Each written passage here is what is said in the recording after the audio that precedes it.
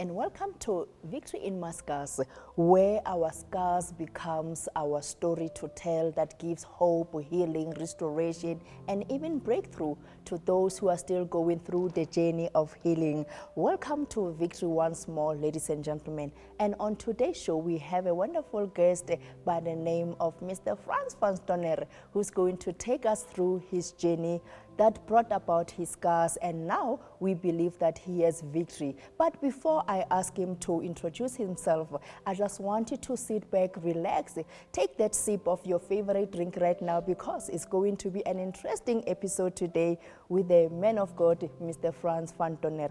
Frans van Stonner, welcome to Victory in My Scars. Thank you very much. Yes, I'm Frans van Stonner. I grew up here in Western area, the church across the road. I was in the church across the road, and then I moved when I finished with matric. I moved to Atlas Aircraft Corporation, and then found my way back to Western area as a preacher. I was preaching here for 10 years in Western area, and from there, God had a journey with me, and that's why I'm here. I want to talk about my journey, the way God taught me, and how He taught me through struggles and strains and things, and that's how I survived till today, and how He miraculously survived me. Amen. Before we can hear your story, ladies and gentlemen, remember we are in Victory in My Scars, where the space we are in is a space of hope, transformation, and believing and trusting in God for more miracles. Frans van Stonner, please take us through your journey. Yeah, the first one I want to talk about is Frans, my son Frans. On 31 January 1984, we had twins, Frans and Pierre. And then Frans was very strong, so he could stand on his feet, on his legs about 3 months. And then suddenly he got an abscess by his anus, and then they had to, in those days where MBS was in Johannesburg, Joburg Park. So we had to take him there, and so they had to cut it out. So they cut it out, and everything fine. They drained the thing, and everything was fine. And then we came home, and after a month or so, Frans' leg was start turning inside. And we went to all the doctors and everywhere, and they said to us, no, he's still small, it's what. And there's a lot of stories. And they said he wasn't sick. Because he wasn't sick, they thought it was maybe child sickness, and he wasn't sick. And so here by 1 year, he couldn't walk. His brother was already walking. So he was crawling all over where he was going. He was crawling with his arms. And then we took him to General Hospital in Joburg Gen. And there were 6 professors there. And they tested him, and they shocked him, and they did everything, all the tests. And after a time, they told us that Frans will never walk in his life. So we said, we're not going to allow it. So we fast and prayed for him. And on 2 years, I remember 1 December we were at Hartbeespoort, we were camping there, and suddenly he just stood up and walked. We didn't taught him to walk, we didn't let him walk or hold his hand or so. He just stood up and walked. And there he was start walking. And then we went back to Joburg Gen. Those 6 professors sitting there, and here's Francis walking in. They said, you got a wrong room. We said, no, we don't have a wrong room. No, we're waiting for a guy that can't walk. He said, no, yeah, he's walking. They couldn't believe it. So they said to him, on 30 he won't walk again. He will be in a wheelchair on 30, and he will never walk again. But what really happened, is the guy that cut out the abscess cut off all his muscles. So all his muscles were cut off except one. So he had an operation, they changed the one to the front so he can walk like this. Because he was walking like to the side, so he could walk like this. So until today, I'm 43, he's 41, 41, he's still walking. Not lekker, But he's he's got walking. trouble, but he's walking. It's a miracle, he's still walking. We praise the Lord for that. And Mr. Van Donner, tell me, when you were told with your partner, your wife, that your child will never walk again, what was the emotion? What was happening around you and your wife by then? You know, it's devastating to think, because you could see he wanted to walk, because his brother is walking. He wanted to walk. You could see in his heart he wanted to walk, and he couldn't walk. So it's devastating. It's heartbroken to see your child like that. And we thought we're not going to allow it. We know a God that can do miracles. And that's how we started to think, to pray and fast and pray. So at that stage, you never maybe got cross with God why your child is like this, No. while you believed in Him. There's questions. There's questions in your mind. Why? Why? The why is always there. There's always question why it happened to him. Why him? But as long as it goes on, you can see it's because of his personality. It's him. And even he asks you today, why him? Why must he suffer like this? Why? But it's in his personality to suffer, and he's a strong child. He's a very strong child. He can handle any pain, that child. So he knew if he could have gave it to Pierre, it wouldn't happen. So yeah, it's difficult and to accept it. But we didn't accept it and say, we know a God that can. Wow, powerful. Knowing and believing in the God sometimes is because of, could be, probably, you had an experience before with God and you saw Him pulling through some certain things. Reason you had so much faith in Him with your son also. We believe that you have more story to tell or to share today. Yeah, it's again France. So he was like 7, I was a pastor here in Western area. We stayed on Waterpan Plots and we had a church there. So the Sunday I was preaching praise and worship. And I told everybody, Habakkuk 3, no matter what, you must still praise the Lord. And not quiet, you must on your top of your voice. That's what the Psalms say. On top of your voice, you must praise the Lord. And I was preaching it and never thought God going to test me on it. So the Wednesday, the 1st of May,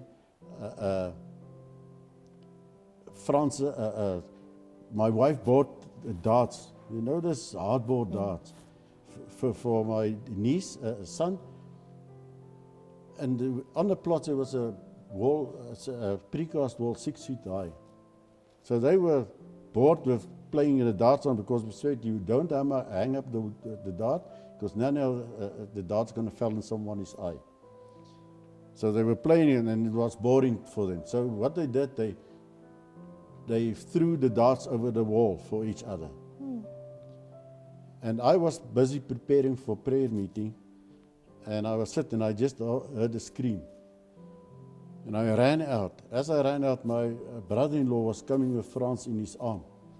The dart went right through his eye, through his pupil. And so we jumped in the car there and I came to MBS here in Western area. Come and said, no, he can't help us. We must go to Joburg Jail. But on that day, we had to go and fetch a bedroom suite at Krugersdorp. And my wife's aunt gave her an envelope with money in it. And my wife said, but you're a pensioner, you can't give me money. She said, no, God told me to give you this money.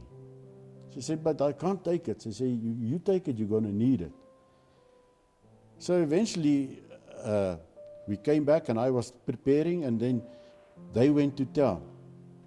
And now he comes, so I came to MBS and I said, no. When I got back at home, my wife was back. I said, no, now it's Joburg Jail. Now the car was empty. So we put in 80 rand of petrol. So we drove to Joburg Jail, 20 rand. That 100 rand. 80 rand for the petrol, 20 rand to admit my son in hospital.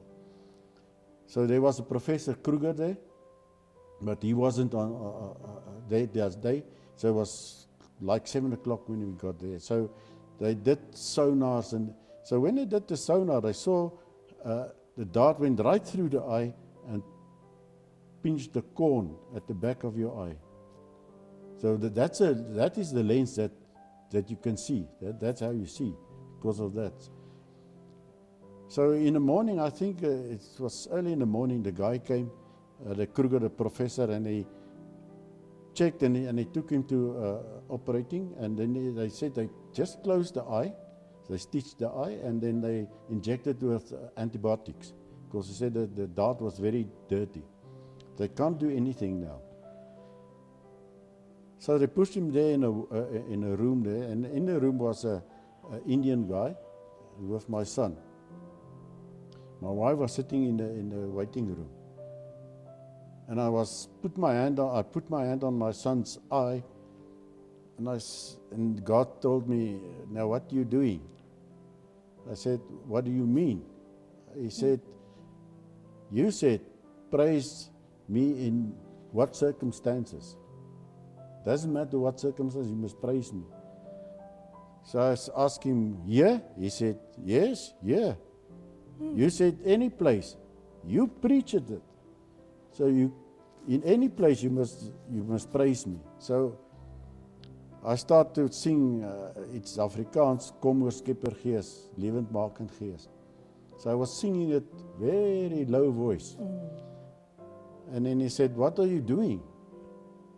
Said, "You said at top of your voice." So I raised my voice a little bit, and I sang again the same verse.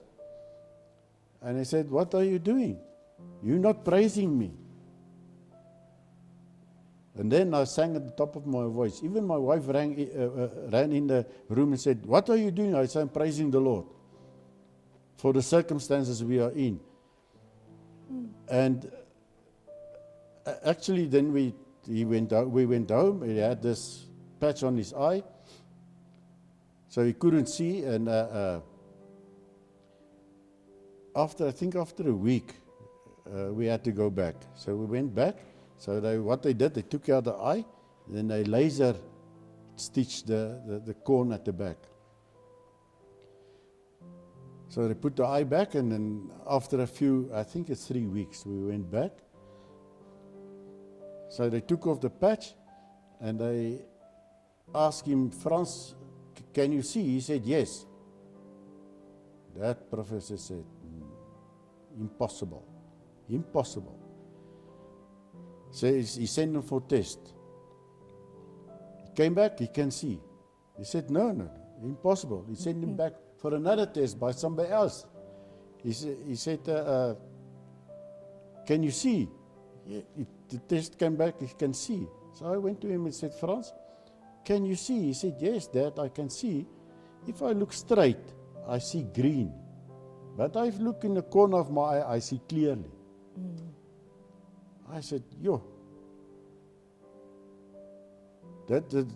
what kind of thing is this, you know?" And then after, I think it's some time, they had to take the eye out again, and they had to check where they stitched the corn. When they took out the eye, the gel that was running out of the eye was laying at the back. So they cleaned it. When they put the eye back, you can see. So the green was the gel that was at the back of the eye. Now, if you take the gel, if the gel is running out of your eye is dry. Your eye can't work, you can't see. I've talked to many doctors. If the gel was running out, your eye is going to be dry. Until today, he's not even wearing glasses. Glasses, Frans is seeing till today. He's seeing it because of praise and worship. So you can see by different means, God can help you. Wow. God Powerful. God can heal somebody by different means. I remember now the story of Paul and Silas in prison. They had to worship, they had to praise God. The walls of Jericho. Yeah. There's power in worship There is and power praise. in Amen. worship. Ladies and gentlemen, we are taking a short break and we shall be back. Hello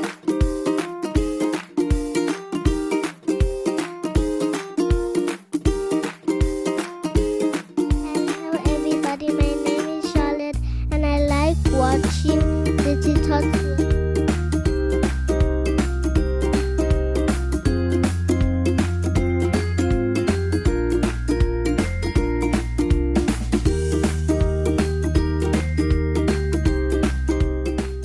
Hello everyone, catch Tickle Tots with me, Miss Lala, every Saturday at 9 a.m. Repeats play on Monday at 6:30 a.m. Get ready to learn, play, and have some fun!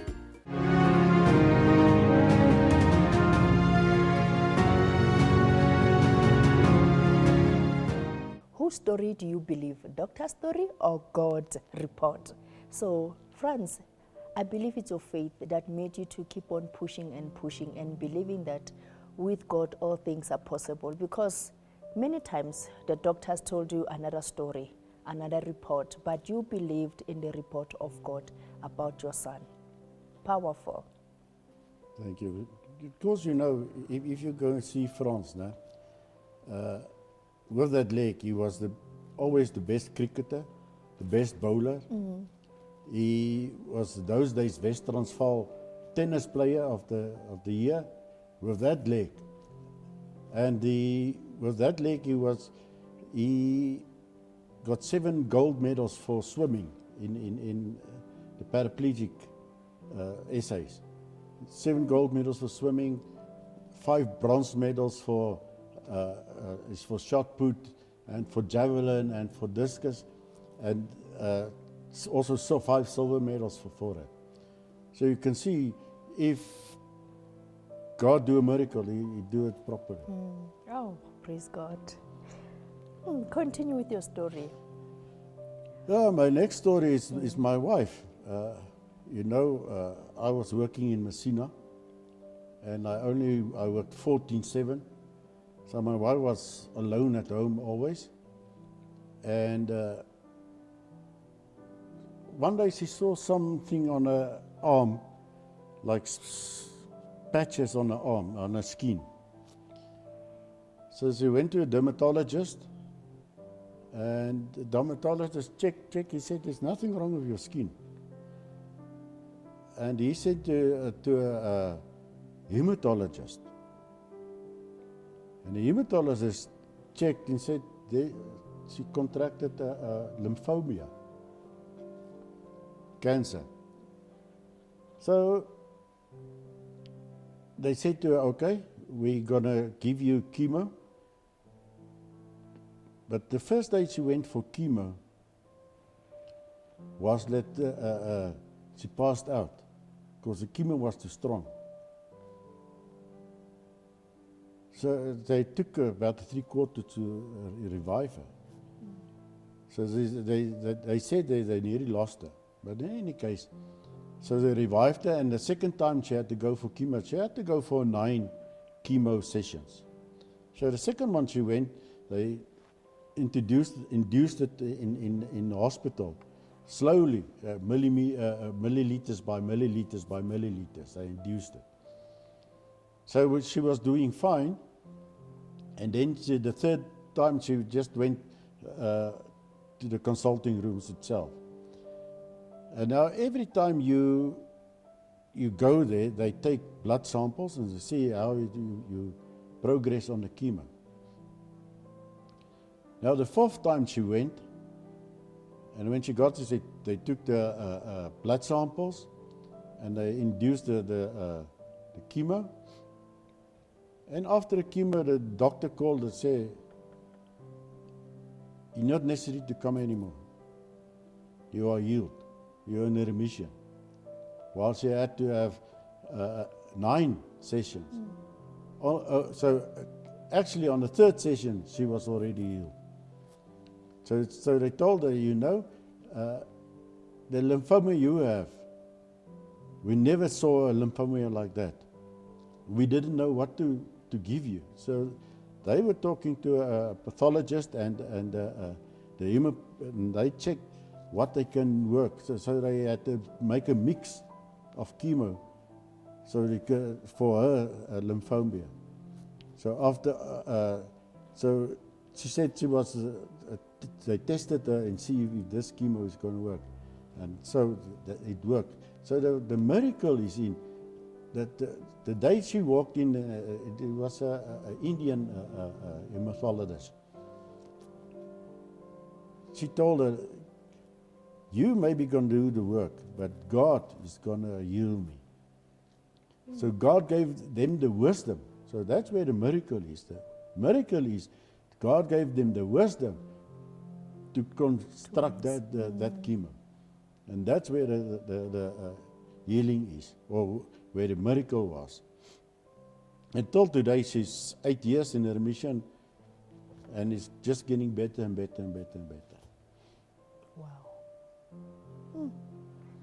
Powerful testimonies of healing, indeed. Yeah, of healing, yeah. And the way God work, God work in miracle ways. You're supposed to know it. You went through the same thing. You also had scars. So God work in miracle ways. Things you thought, oh, and you know, God worked not with the possible. He worked with the impossible. Where things is possible, God's not working there. And that's what today people can't see where the miracles is, because there's doctors and all this medicine and everything. But you must look for the miracles. You must look where the miracles come from. When your wife went to the hospital with cancer, or when they discovered that she had cancer, were you a preacher by then? No, I wasn't a preacher by then. Okay. Yeah, I was already finished, I think 6 or 7 years, yeah. But you still maintain your faith in him? Yes, absolutely. I never doubted him. Till today, I never doubted him. You know, the same as the way on 6th July, no? Let me tell you this story. Frans came to me and he said to me, listen, I want to buy a house for me in Potch. I said, Potch? Why in Potch? Why not Krugersdorp or any other place? And this is where the miracle is. He said, no, and then I want you to come and stay. I want to buy a house with a flat, and then you and my mom are going to stay with me. I said, no, it's fine. So in January 2021, we moved to Potch. We didn't like it, or we didn't want to, because you don't want to depend on your son. But in any case, so we moved there. Like a house, like a place, everything's fine, but I was still working in Messina. On the 5th, the Sunday of July, this manager, he was sitting, we had the meetings, and this manager was sitting, and I was sitting on the head of the table, and he was sneezing and coughing, and so the other man, he told him, say, why did you come to the meeting if you know you are sick? You know it's COVID, you are sick. Why did you come to the meeting?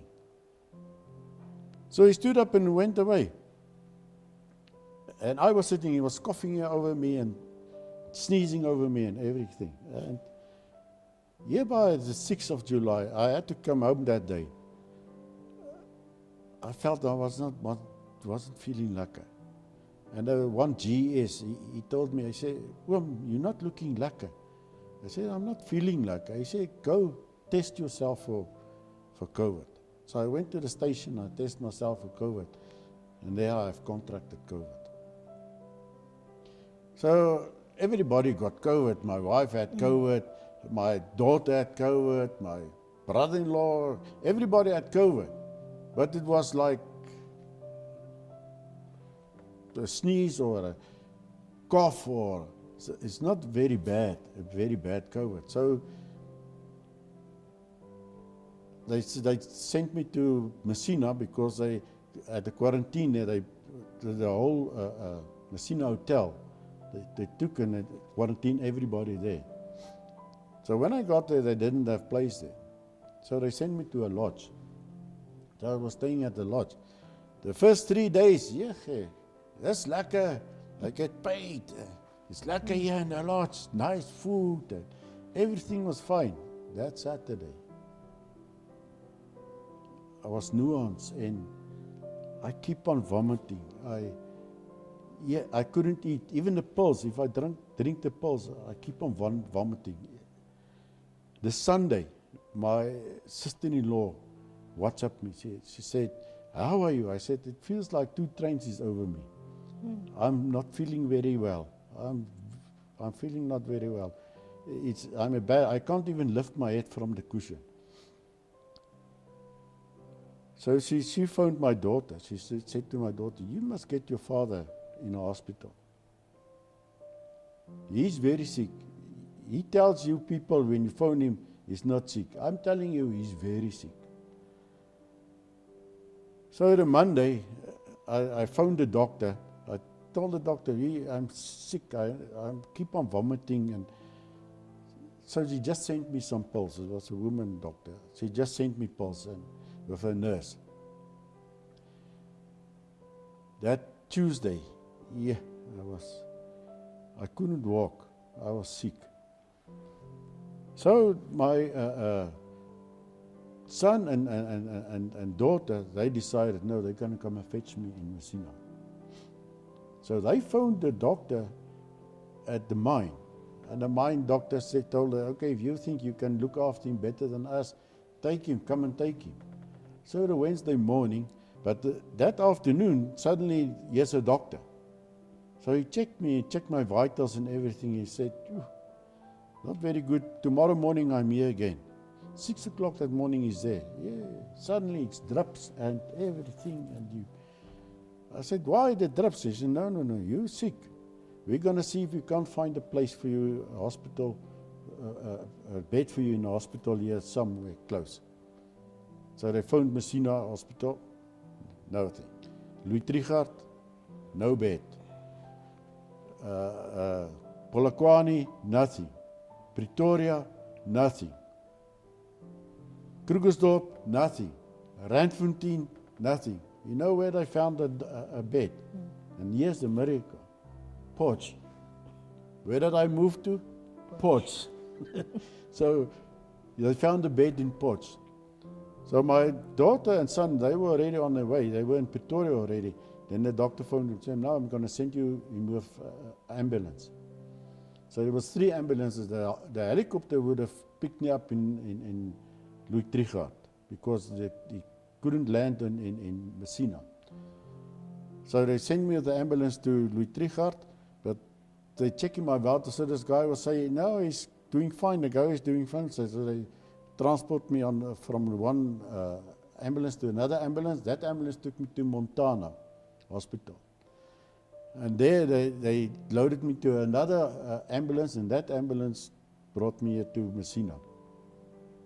But yeah, I was feeling fine, and I said, "Why all this stories, I'm feeling fine." Here by 5 o'clock, I started to get cold. And I asked the guy, "Yes, just put a blanket on me, I'm getting cold."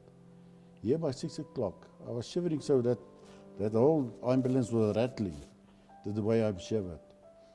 So they dropped me 7:15. They dropped me at emergency in Netcare in Potch. It's how amazing you can remember the dates, the time, even when you're very sick like that. Friends, you are taking a short break and we shall be back.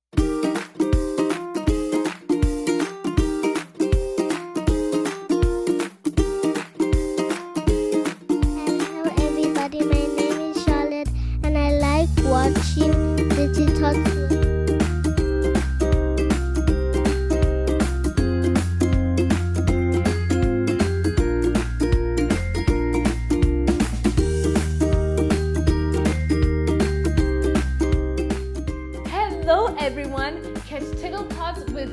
Miss Lala, every Saturday at 9 a.m. Repeats play on Monday at 6:30 a.m. Get ready to learn, play, and have some fun!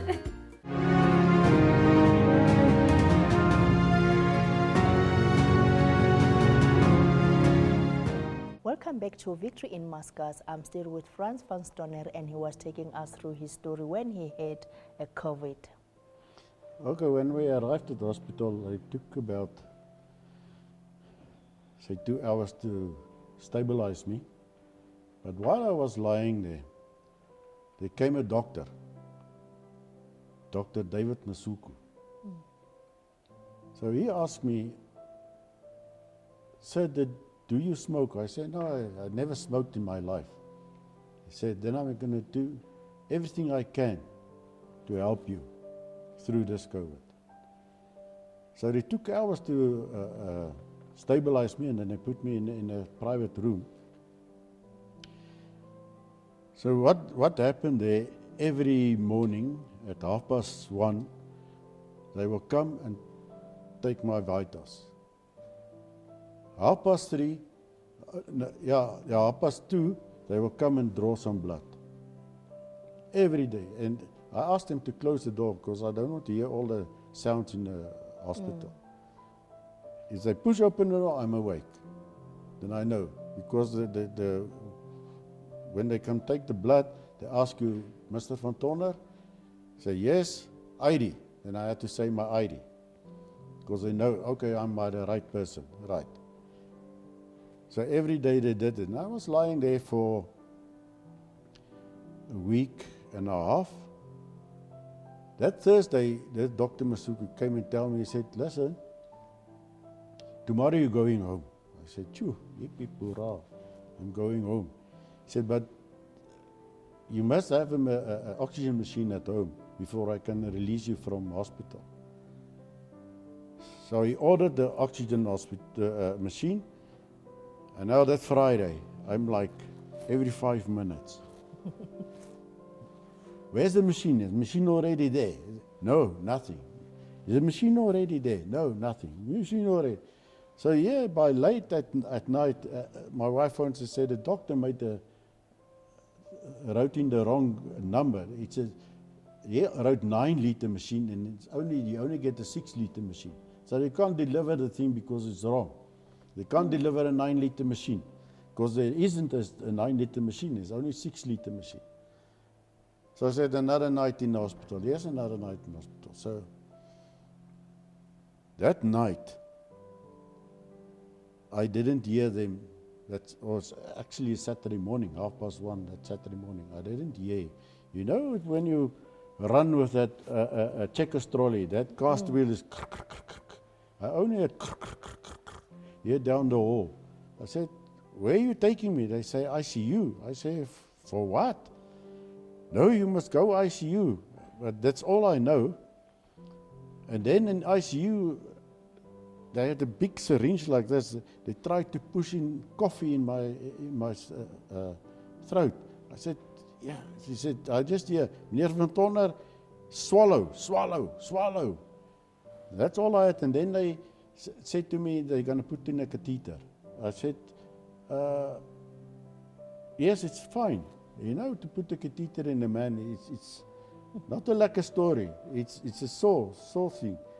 I didn't even feel it.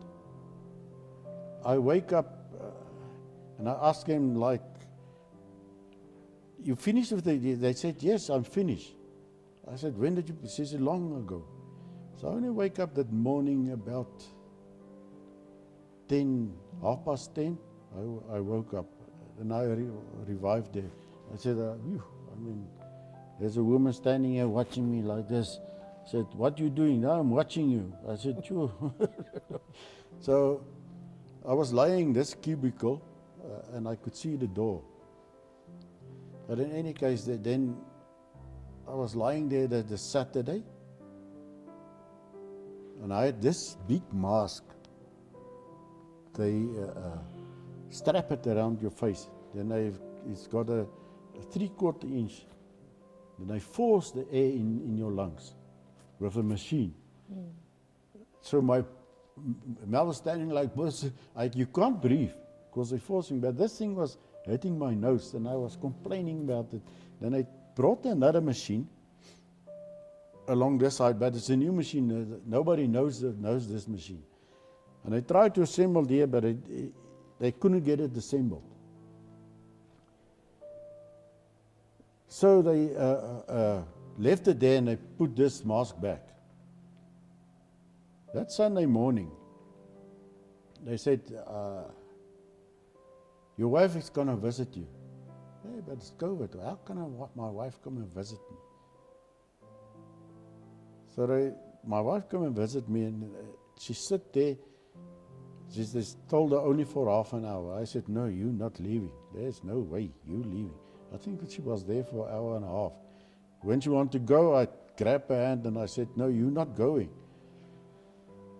But eventually she left. And when she left, she realized there's nobody else in that room or in that ICU that visited somebody. So she realized they let her come and greet me because they thought I'm not going to make it. So what actually happened, my wife, when she got in the car, she was in a state. My daughter had to drive the car. But in any case, there comes a therapist. They always hit you on your back. And the therapist put you alongside the bed. And somehow or other way, he tangled these. Because I couldn't walk. I had to pick up my feet, but I could only pick it up 1 inch. So this guy accidentally put off the machine because he tangled it. He said, can I put it off? I said, yes. So I was lying in bed and I was gasping for air, for oxygen. And he couldn't get the machine going. And he called the sister. The sister came in. And I can't really remember everything. And she got this machine going like in seconds, which she couldn't assemble like in seconds. Because this thing is much better than that thing. That's one breathe for you. It's like you got a disc and it sucks air and push air, it sucks air. But anyway, you got that thing. And in that thing, I got a heart attack because of the insufficient of air, of oxygen. So, and then I was there till the Wednesday. The Wednesday, everybody came and prayed for me in the hospital. I said, why they come and pray for me? What's wrong? So, and they let my wife come and visit me again. So it seems like they thought I'm not going to make it. But eventually, the Friday, they came there with a big certificate. You survived COVID-19. Hallelujah. So they pushed me out of the ICU, and I was 4.5 months off from work. I couldn't walk. I couldn't brush my teeth. I couldn't do anything. I had to learn to do everything. My wife, she bathed me for 2 weeks. I couldn't bath. I couldn't even dry. I couldn't put me in my socks. I didn't have enough power to put on my socks. So she had to do everything for me for 2 weeks. Sure. Wow. I'm going to cut your story, but No, I no, believe it's you fine. got your healing from COVID. We Yeah. thank God for that. Tell me, with all the testimonies I believe you've been sharing to other people, not only us, how did people respond to all these beautiful testimonies? Well, especially those of my son, it's unbelievable. It's things that's unbelievable. So they say they can't believe it, but they can see it because they can see my son. So they can see it's believable. It did happen. It's not just a story. It did happen. So the people, especially for a COVID also, people were praying all over the world. Even people sent, which my wife didn't know, sent my wife, please pray for this pastor.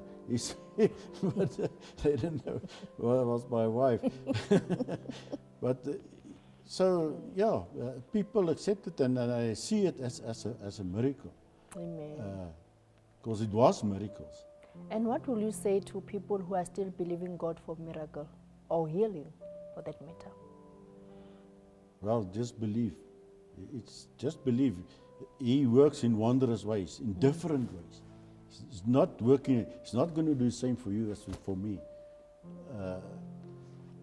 It works in different ways. You can, if you see the Bible, you can take different ways the way, like fasting, like praise and worship, like praying, like there's different ways the way God will heal you for a miracle. There's many different ways. There's no limit to God. We limit God to our cognitives, and we limit God to that. And there's no limit for God, actually. Very true. Meneer Van Tonner, baie dankie for coming to the It's a show. pleasure, yeah. It was an honor having you and hearing your testimonies. They were so encouraging, and I believe everyone who will be watching, especially those who are still believing God for healing, they are being encouraged and their faith has been strengthened. Right now, in 30 seconds to 1 minute, can you just share your word of encouragement or advice to the viewers? Okay, why I found you people and it's to tell the story so everybody can see it, and everybody can see there is still miracles happening. Doesn't matter. Miracles is still happening. It's not going to happen the way it happened in the Bible, but there's still miracles. You just have to look for it and see the miracles in every situation.